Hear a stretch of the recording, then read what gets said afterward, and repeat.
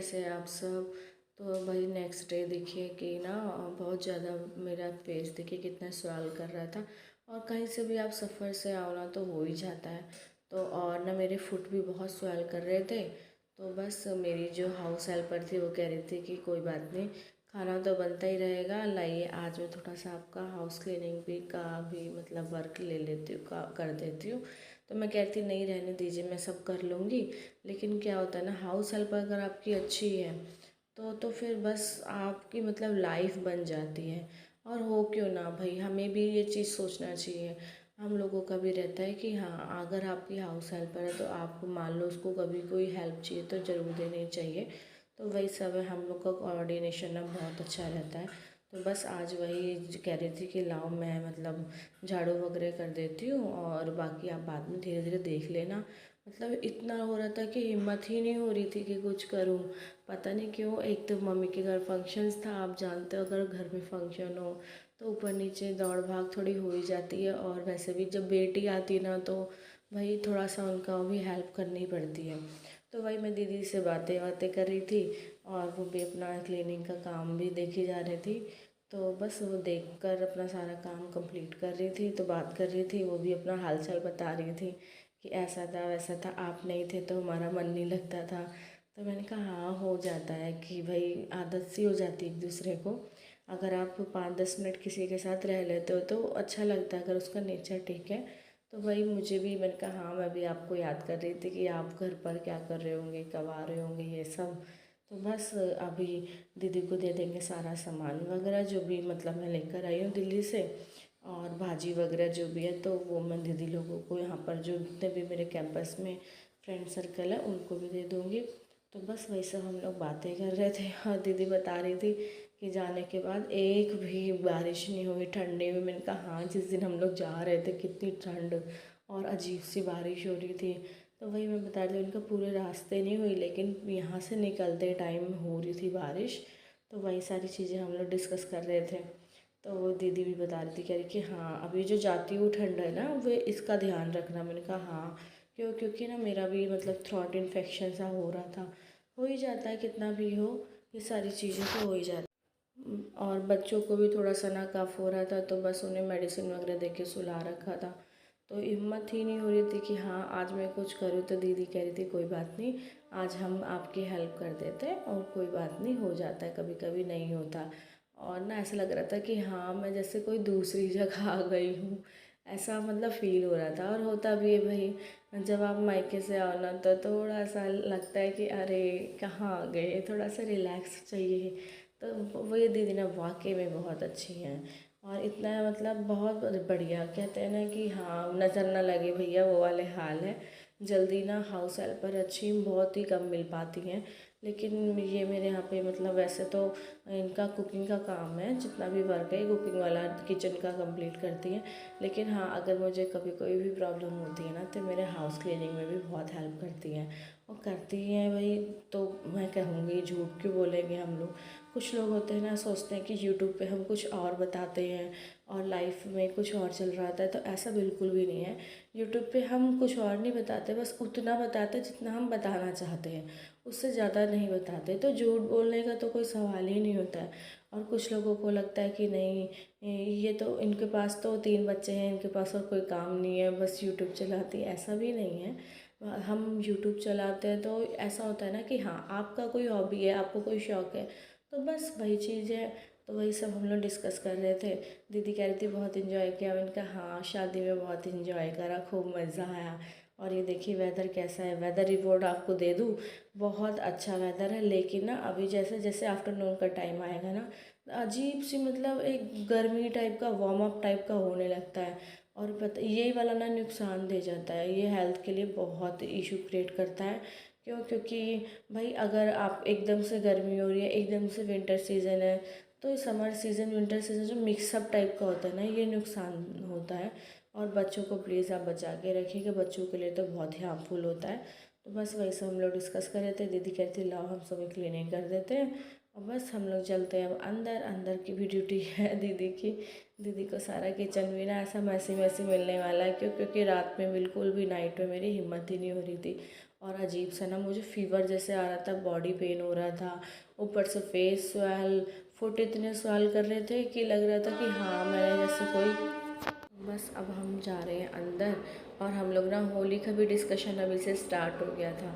मैंने कहा हाँ दीदी होली आने वाली है, होली पे क्या करेंगे ये वो। तो दीदी कह रही थी हाँ करेंगे, लेकिन पहले आपकी तबीयत ठीक हो जाए, और फिर जब जब भी मतलब फिर नॉर्मल रिलैक्सेबल हो जाऊँगी तभी मैं देखती हूँ क्या क्या करना है, कैसे करना है। और बहुत सारे वर्क होते हैं जो आपको ना मतलब खुद से ही हेल्प लेकर करनी पड़ती है, आपको हिम्मत जुटानी पड़ती है। और वैसे भी ये तीनों तो अभी सो रहे हैं, जैसे ये जगेंगे ना तो मम्मी चाहे जितनी भी उन्हें कोई डिसीज़ हो या कुछ भी हो या फीवर हो, तो बच्चों के आगे सब एक साइड हो जाता है। बच्चों की स्माइल ही इतनी अच्छी होती है, उन्हें देख के तो लगता है बस उन्हीं में लगे रहो।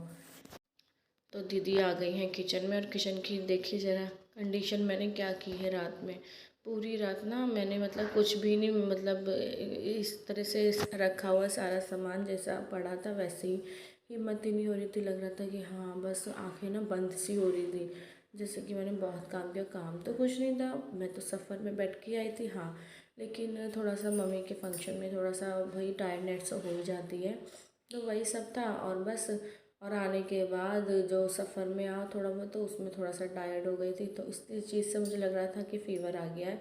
और थ्रोट इन्फेक्शन तो मुझे ऑलरेडी चल ही रहा था, वो हल्का हल्का ठीक होता है, लेकिन हम लोग मानते कहाँ, ठंडा पानी वानी ले लो तो बस और हो जाता है। तो अब मेरा 4 बजे का टाइम हो गया था, मैं उठ गई थी। मैंने कहा कि लाओ भैया जो भी मैंने क्लोथ्स वगैरह वॉश करके बाहर डाले हुए हैं हैंगर पर, तो उसको भी हटा लेते हैं।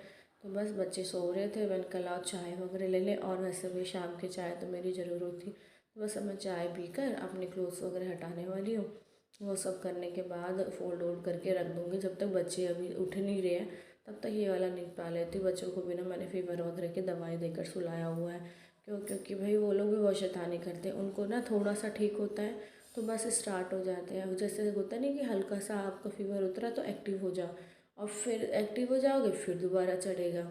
और इस समय तो ना फीवर का ना वायरल इन्फेक्शन भी चल रहा है, डॉक्टर भी बोल रहे थे। तो प्लीज़ आप सब भी अपने बच्चों का, अपनी फैमिली का ध्यान रखिएगा। जो भी मेरे व्लॉग्स देख रहे हैं, बहुत ज़रूरी होता है। क्योंकि ना इस समय का जो वायरल इन्फेक्शन है ना, अगर आपको लगा तो फिर आप समझ लो 5-6 दिन तो बस वो बुखार चढ़ता है उतरता है, यही सारे खेल करता रहता है। और बच्चों के साथ तो बहुत प्रॉब्लम होती है।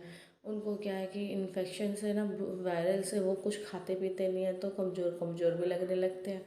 ये सारी चीज़ें तो होती ही रहती है। चलिए मैं म्यूज़िक ऑन कर देती हूँ, आप भी इंजॉय करिए।